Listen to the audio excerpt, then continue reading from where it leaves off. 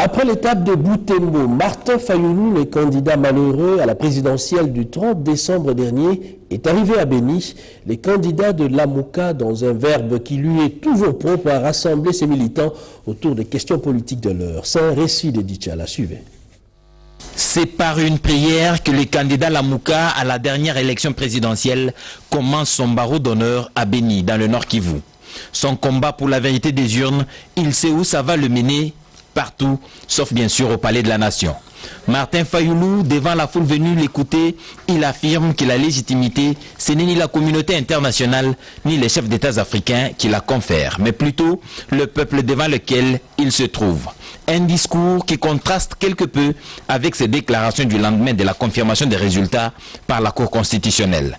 Ce qui est évident, c'est que celui qu'ils appellent soldat du peuple est en train de construire son leadership national dans un environnement ouvert aux libertés de manifestation encadré par une police républicaine.